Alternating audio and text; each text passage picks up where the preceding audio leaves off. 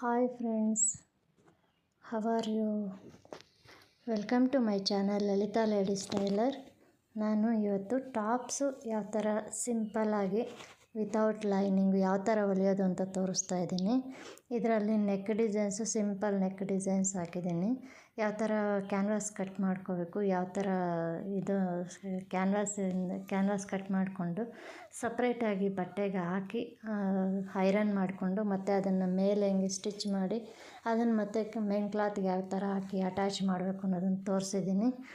ಇದರಲ್ಲಿ ಕಟಿಂಗ್ ಏನು ನಾನು ತೋರಿಸಿಲ್ಲ, ಸುಮ್ಮನೆ ಎಷ್ಟಿದ್ದರೆ ಎಷ್ಟು ಇಟ್ಕೋಬೇಕು, ಟಾಪ್ ಎಷ್ಟಿದ್ದರೆ ಅದಕ್ಕಿಂತಲೂ 2 inch extra, upper chest, middle chest, lower chest, hip size ಅದು ಮಾತ್ರ ಎಷ್ಟೆಷ್ಟು ಇಟ್ಕೋಬೇಕು ಅನ್ನೋದನ್ನು ತೋರಿಸಿದ್ದೀನಿ ಅಷ್ಟೇ. ನಾನು ಜಾಸ್ತಿ ಡೀಟೇಲಾಗಿ ಕಟಿಂಗ್ ತೋರಿಸಿಲ್ಲ.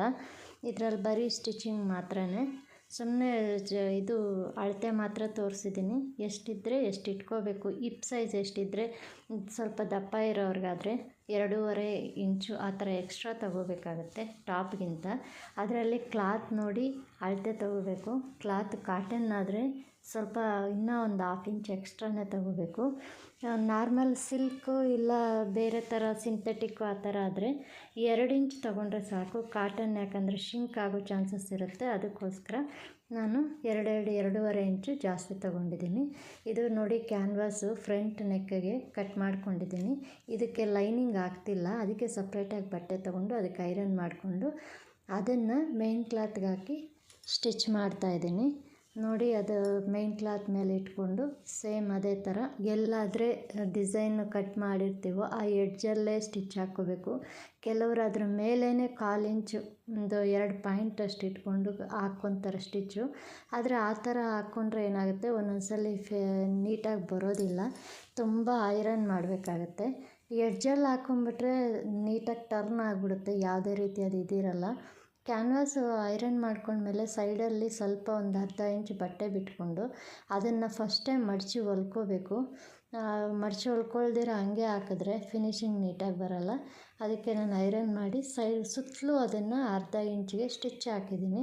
ಸ್ಟಿಚ್ ಹಾಕಿ ಆಮೇಲೆ ಅದನ್ನು ಮೇನ್ ಕ್ಲಾತ್ಗೆ ಹಾಕಿ ಅಟ್ಯಾಚ್ ಮಾಡಿ ಸ್ಟಿಚ್ ಮಾಡಿದ್ದೀನಿ.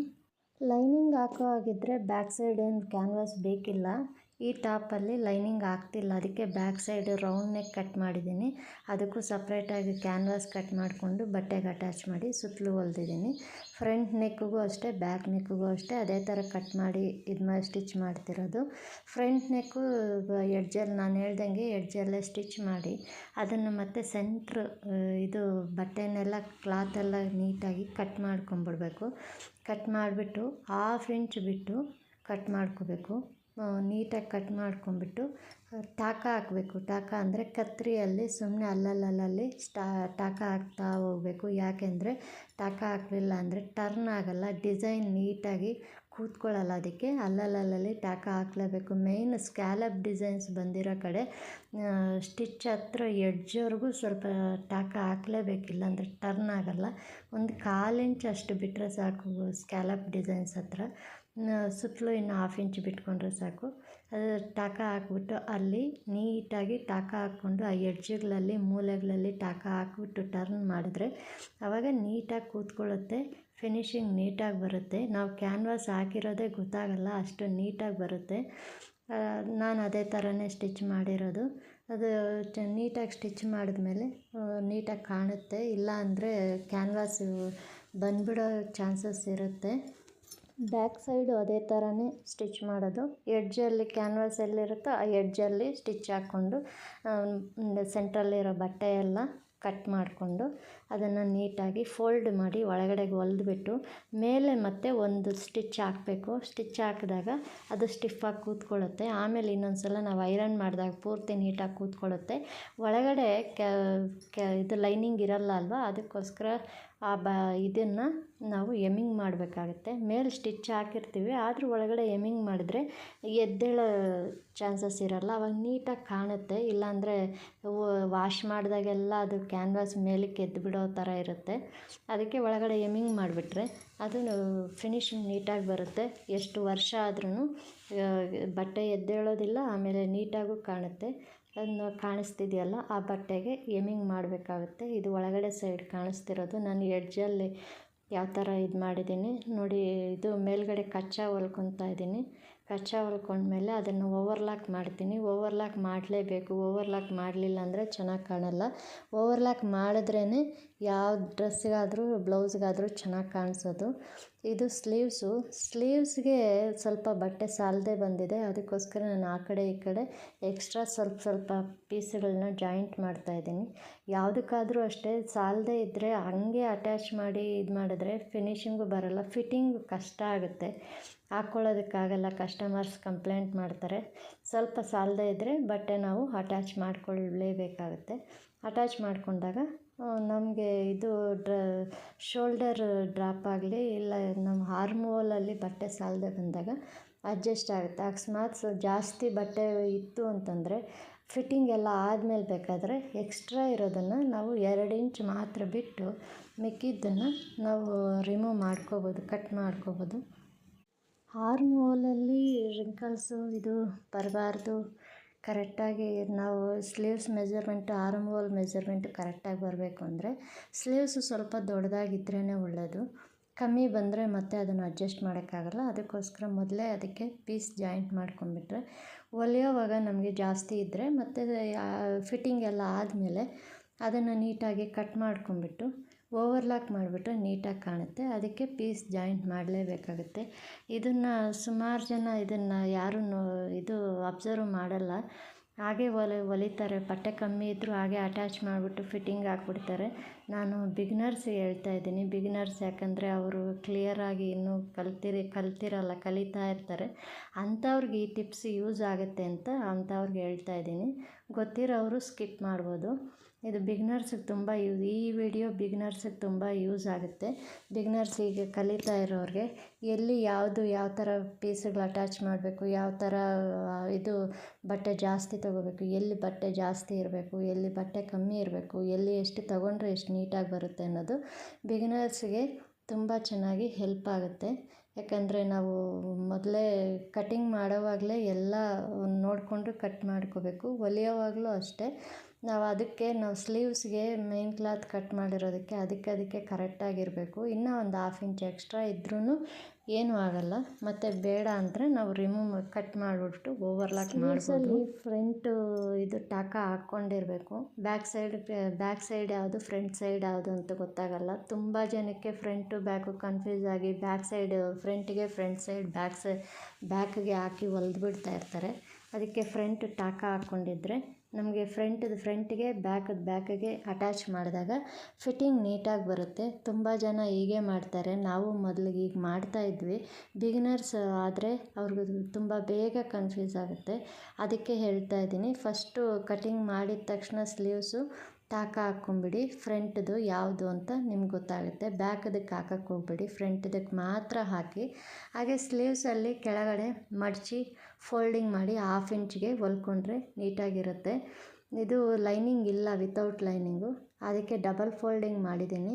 ಲೈನಿಂಗ್ ಹಾಕೋ ಹಾಗಿದ್ರೆ ಫೋಲ್ಡಿಂಗ್ ಏನು ಬರಲ್ಲ ಫ್ರೆಂಡ್ಸ್.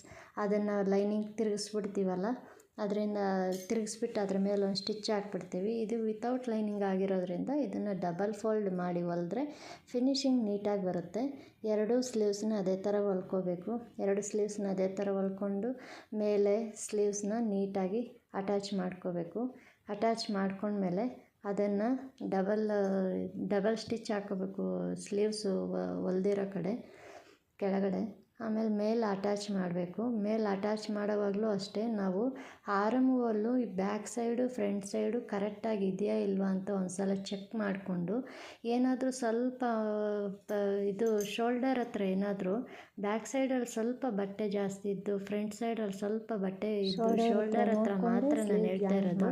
ಲೆವೆಲ್ ಆಗಿದ್ರೆ ಜಾಯಿಂಟ್ ಮಾಡ್ಕೊಂಡ್ಮೇಲೆ ನೋಡಿಕೊಂಡ್ರೆ ಕೆಲವ್ರು ಏನು ಮಾಡ್ತಾರೆ ಫ್ರಂಟ್ ಸೈಡು ಕಟಿಂಗ್ ಮಾಡೋವಾಗ ಮಾಡಿರೋದಷ್ಟೇ ಶೋಲ್ಡರ್ ಕರೆಕ್ಟಾಗಿರ್ಬೇಕು ಮಾಡಿದಾಗ ನಾವು ಮೊದಲೇ ಶೋಲ್ಡರಕ್ಕೆ ನೋಡ್ಕೊಂಡು ಸ್ಲೀವ್ಸ್ ಆದರೆ ಅದನ್ನು ನೋಡಿಕೊಂಡು ಕಟ್ ಮಾಡಿ ಜಾಯಿಂಟ್ ಸೈಡ್ ಫಿಟ್ಟಿಂಗ್ ಹಾಕ್ಕೋಬೇಕು. ಸೈಡ್ ಫಿಟ್ಟಿಂಗ್ ಹಾಕೋವಾಗ ನಾವು ಟಾಪ್ನ ಸೀದಾದೆಲ್ಲ ಇಟ್ಕೊಂಡು ಎಷ್ಟಕ್ಕೆ ಬೇಕೋ ಅಷ್ಟಕ್ಕೆ ಲೈನ್ ಮಾಡಿಕೊಂಡು ಬೇಕಿದ್ದರೆ ಒಂದು ಸ್ಕೇಲ್ ಸಹಾಯದಿಂದ ಲೈನ್ ಹಾಕ್ಕೊಂಡು ಸ್ಟ್ರೈಟಾಗಿ ನಾನು ಎಲ್ಲಿಗಾದರೆ ಫಿಟ್ಟಿಂಗ್ ಕರೆಕ್ಟಾಗಿ ಬರಬೇಕೋ ಅಲ್ಲಿಗೆ ಸ್ಕೇಲ್ ಸಹಾಯದಿಂದ ಹಾಕ್ಕೊಂಬಿಟ್ಟಿದ್ದೀನಿ.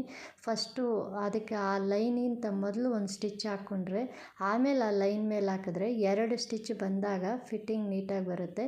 ನಾನು 2 ಅಲ್ಲ, ಟೋಟಲ್ 4 ಸ್ಟಿಚ್ ಹಾಕ್ತೀನಿ. ಯಾಕಂದರೆ ಅವ್ರಿಗೇನು ಟೈಟ್ ಆದರೆ ಒಂದು ಸ್ಟಿಚ್ಚು ರಿಮೂವ್ ಮಾಡಿಕೊಂಡ್ರೆ ಇನ್ನು 3 ಸ್ಟಿಚ್ ಇರುತ್ತೆ ಅಂತ ಉದ್ದೇಶದಿಂದ ನಾನು ಎಲ್ಲ ಬ್ಲೌಸಸ್ಗೂ ಅಷ್ಟೇ ಇದಕ್ಕೂ ಅಷ್ಟೇ 4 ಸ್ಟಿಚ್ ಹಾಕ್ತೀನಿ. ನೀವು ಅದೇ ಥರ ಹಾಕಿ. ಆಮೇಲೆ ಹಿಪ್ ಸೈಜ್ ಹತ್ರ ಜಾಯಿಂಟ್ ಮಾಡೋವಾಗ ಪ್ಲಸ್ ಮಾರ್ಕಲ್ಲೇ ಬರಬೇಕು. ಪ್ಲಸ್ ಮಾರ್ಕಲ್ಲಿ ಬಂದ್ರೇ ಹಿಪ್ ಸೈಜ್ ಹತ್ರ ನೀಟಾಗಿ ಕೂತ್ಕೊಳ್ಳೋದು. ಕೆಲವ್ರಿಗೆ ಸ್ವಲ್ಪ ದಪ್ಪ ಇರೋರಿಗೆ, ಹೊಟ್ಟೆ ಇರೋರಿಗೆ ಹಿಪ್ ಸೈಜ್ ಹತ್ರ ಸರಿಯಾಗಿ ಜಾಯಿಂಟಲ್ಲಿ ಪ್ಲಸ್ ಮಾರ್ಕ್ ಬರಲಿಲ್ಲ, ಪ್ಲಸ್ ಇದರಲ್ಲಿ ಬರಲಿಲ್ಲ ಅಂತಂದರೆ ಅವ್ರಿಗೇನಾಗುತ್ತೆ ಅಂದರೆ ಹೊಟ್ಟೆ ಜಾಸ್ತಿ ಕಾಣುತ್ತೆ. ಸ್ವಲ್ಪ ಹೊಟ್ಟೆ ಇರೋವಂಥವ್ರಿಗೆ ಸ್ವಲ್ಪ ಮೇಲಕ್ಕೇ ತೊಗೋಬೇಕು hip size. Middle size hip size ಸ್ವಲ್ಪ ಹತ್ರನೇ ಇರಬೇಕು, ಆವಾಗ ಚೆನ್ನಾಗಿ ಕಾಣುತ್ತೆ. ನಾನು ಇದನ್ನು ಟಾಪ್ ಕೆಳಗಡೆ ಮಡಚಿ ಹೊಲಿಯೋದು ಅದನ್ನು ತೋರಿಸಿಲ್ಲ. ಯಾಕೆಂದರೆ ಅದು ಆಲ್ಮೋಸ್ಟ್ ಎಲ್ಲರಿಗೂ ಗೊತ್ತಿರುತ್ತೆ. ಅದು ಬೇಕು ಅಂತಂದರೆ ನೆಕ್ಸ್ಟ್ ಟೈಮ್ ನನಗೆ ಇದು ಮೆಸೇಜ್ ಮಾಡಿ, ನನಗೆ ಕಾಮೆಂಟ್ ಮಾಡಿ. ಬೇಕಾದರೆ ಅದು ಹೆಂಗೆ ಜಾಯಿಂಟ್ ಮಾಡಿ ಕೆಳಗಡೆ ಹೊಲಿಯೋದು, ಪ್ಲಸ್ ಮಾರ್ಕಲ್ಲಿ ಯಾವ ಥರ ಹೊಲಿಯೋದು ಅಂತ ತೋರಿಸ್ತೀನಿ. ಕ್ಲಿಯರಾಗಿ ತೋರಿಸಿರೋದು. ಇದು ಅಷ್ಟೇ same top, same measurement top, 2 top. ಇದರಲ್ಲೂ ನೆಕ್ ಇದೇ ಥರ ನಾನು ಸಪ್ರೇಟ್ ಬಟ್ಟೆಗೆ ಕ್ಯಾನ್ವಾಸ್ ಹಾಕ್ಕೊಂಡು ಅಟ್ಯಾಚ್ ಮಾಡಿಕೊಂಡು ಐರನ್ ಮಾಡಿಕೊಂಡು ಮೇನ್ ಕ್ಲಾತ್ಗೆ ಹಾಕಿ ಸ್ಟಿಚ್ ಮಾಡಿ ಅದ್ರ ಮೇಲೆ ಒಂದು ಎಡ್ಜಲ್ಲಿ ಒಂದು ಸ್ಟಿಚ್ ಹಾಕಿದ್ದೀನಿ, ನೀಟಾಗಿ ಕಾಣುತ್ತೆ. ಇದನ್ನು ಸೇಮ್ ಅಷ್ಟೇ ಶೋಲ್ಡರ್ ಜಾಯಿಂಟ್ ಮಾಡ್ಕೊಂಡಿದ್ದೀನಿ, ಅದು ಓವರ್ಲಾಕ್ ಮಾಡಿದ್ದೀನಿ. ಓವರ್ಲಾಕ್ ಮಾಡೋದ್ರಿಂದ ಮತ್ತೆ ಏನಾದರೂ ಲೂಸ್ ಅನಿಸಿದ್ರೆ ಅಲ್ಲಿ ಇನ್ನೊಂದು ಸ್ಟಿಚ್ ಹಾಕ್ಕೋಬೋದು. ಇದರಲ್ಲಿ ಇನ್ವಿಸಿಬಲ್ ಆಗೂ ಮಾಡ್ಬೋದು ಶೋಲ್ಡರ್ ಜಾಯಿಂಟು. ಆದರೆ ಇನ್ವಿಸಿಬಲ್ ಆಗಿ ಮಾಡಿಬಿಟ್ರೆ ಮತ್ತೆ ನಮ್ಗೆ ಲೂಸ್ ಆದರೆ ಸ್ಟಿಚ್ ಹಾಕಬೇಕು ಅಂದರೆ ಎಲ್ಲ ಓಪನ್ ಮಾಡೋದು ತುಂಬ ಕಷ್ಟ. ಅದಕ್ಕೆ ನಾನು ಆ ಥರ ಮಾಡಿಲ್ಲ. ಇದು ಮಾಮೂಲಿಯಾಗಿ ನಾನು ಓವರ್ಲಾಕ್ ಮಾಡೋ ಥರನೇ ಶೋಲ್ಡರ್ ಜಾಯಿಂಟ್ ಮಾಡಿಕೊಂಡು ಇದು ಮಾಡಿದ್ದೀನಿ ಫ್ರೆಂಡ್ಸ್. 2 ಟಾಪ್ ಇದೇ ಥರ ಹೊಲಿದಿರೋದು ತುಂಬ ಚೆನ್ನಾಗಿ ಬಂದಿದೆ. ತುಂಬ ಇಷ್ಟ ಆಯಿತು ಕಸ್ಟಮರ್ಸ್ಗೆ. ಈ ವಿಡಿಯೋ ಬಿಗಿನರ್ಸಿಗೆ ತುಂಬ ಇಷ್ಟ ಆಗಿದೆ ಅಂದ್ಕೊತೀನಿ. ಇಷ್ಟ ಆಗಿದ್ದರೆ ಲೈಕ್ ಮಾಡಿ, ಶೇರ್ ಮಾಡಿ, ಕಾಮೆಂಟ್ ಮಾಡಿ, ನನ್ನ ಚಾನಲ್ನ ಸಪೋರ್ಟ್ ಮಾಡಿ. ನಂದು ಇದೇ ಥರ ವೀಡಿಯೋಸ್ ಇನ್ನೂ ಅಪ್ಲೋಡ್ ಮಾಡ್ತಾ ಇರ್ತೀನಿ. ಹೈಪ್ ಮಾಡಿ ಫ್ರೆಂಡ್ಸ್, ಸಪೋರ್ಟ್ ಮಾಡಿ, ಲೈಕ್ ಮಾಡಿ, ಸಬ್ಸ್ಕ್ರೈಬ್ ಮಾಡಿ. ಇದೇ ಥರ ಪ್ರೀವಿಯಸ್ ವೀಡಿಯೋಸು ಹಾಕಿದ್ದೀನಿ. ಇನ್ನೂ ತುಂಬ ವೀಡಿಯೋಸ್ ಈ ಥರ ಮಾಡ್ತಾ ಇರ್ತೀನಿ ನಾನು. ಇದು ಬಿಗಿನರ್ಸ್ಗೆ ತುಂಬ ಹೆಲ್ಪ್ ಆಗುತ್ತೆ. ಅವರು ಇದೇ ಥರ ವೀಡಿಯೋಸ್ನ ಇನ್ನೂ ಅಪ್ಲೋಡ್ ಮಾಡಿದಾಗ ನೋಡಿ ಕಲಿತ್ಕೊಂಡು ಇದು ಮಾಡ್ಬೋದು. Thanks for watching friends. Thank you so much. Thank you friends.